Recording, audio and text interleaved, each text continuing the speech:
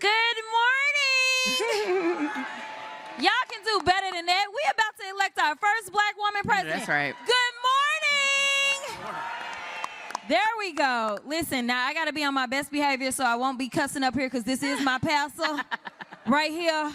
Yes, it is. But no, listen, I am so excited to be here specifically with the Black Democrats. And yeah, they got me on the right panel. I did not quite know my schedule. I still don't know my schedule. But living a life in the 118th Congress ain't nothing but lies. I ain't even going to call it misinformation and disinformation because they lie. Right. That's what they do. And they intentionally do it, which is why I'm calling it a lie. As y'all know, I serve on the or for those of you who don't know, let me back up. Let me not be presumptuous.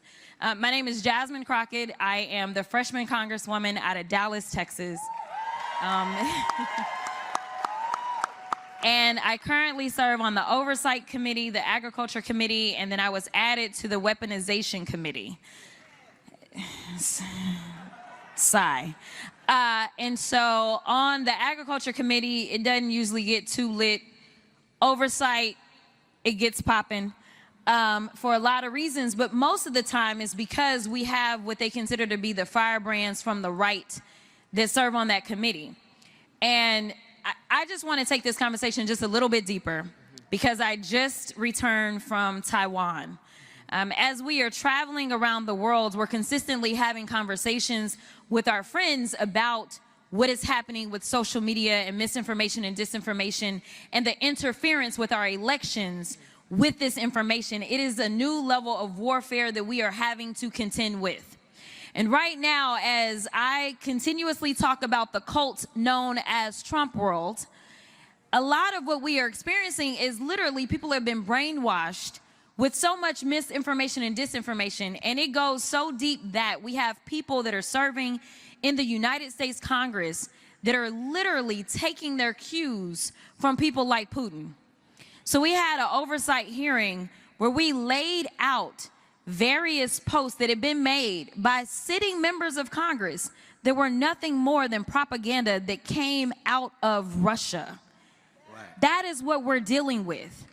And so we're talking about people at the highest levels of the United States government that either are too ignorant to understand that they are literally becoming the puppets for someone like Putin. That's right. Or they just don't care. I don't really know, but either way, they have way too much power and they absolutely have way too large of a platform to be sitting where they are and being so irresponsible.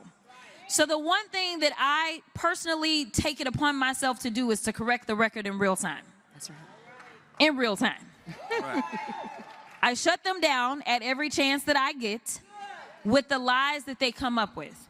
So as we go into this election cycle, what I am charging you all with, because I can't fight everybody, is I need each and every one of you to understand that we have a responsibility to correct the record. Right. That is what we have a responsibility to do as good citizens of this country.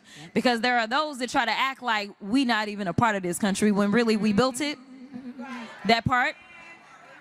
So to be clear, if we're going to specifically zone in on this election, because I am all the way in the zone and we only have about 78 days left, I want to make sure that I point out a couple of things that are specifically causing us problems within the Black community, and that is around her record. The earliest polling showed that our vice president was not necessarily hitting Obama's numbers when it came to Black folk.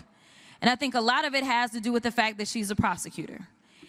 Or a former prosecutor, let me be clear, because she is currently not prosecuting, because, anyway. But nevertheless, we love Fani Willis. Can we show some love for Fani? We love Fani. Fani is our kind of prosecutor, right? Go and take down Trump's people so long as the corrupt judges stay out of the way. Same thing with Letitia James. Same thing with Alvin Bragg. Same thing with any prosecutor that has had the audacity to say that if an officer kills one of us, I'm going to show you better than I can tell you that Black Lives Matter. That's right. This is the kind of prosecutor that Kamala Harris was before we even recognized that we needed that kind of prosecutor. So I want people to understand that, number one, there's all this stuff going around how she locked up everybody. Well, first of all, a prosecutor's job is to be a cop. I mean, I'm just saying. And some people got to go to prison. As a former criminal defense attorney, y'all, I'm just being honest. Some people got to go to jail. Okay. Let's clear that up. All right? But it's about what type of prosecutor. Are we talking about somebody that just because you walk in and you black, you absolutely about to get buried under the jail? Or is she going to give you a chance? Is she going to recognize your humanity? And that is what she has done. So she started the Back on Track program before we even knew what a progressive prosecutor was. That's right. What this was recognizing that in this world, the real world that we live in, if you end up with the F on your chest, you don't somehow become the most powerful person in the world, but instead you are denied access to housing, you are denied access to education, you are denied access to jobs. She understood that, and so she gave people another chance. That was a diversion program. That's number one. Number two, when it comes down to body cams, we all saw, please tell me you know the name Sonya Massey. Yes. Sonya Massey, the reason that we know that they killed her with no justification is because we had video footage.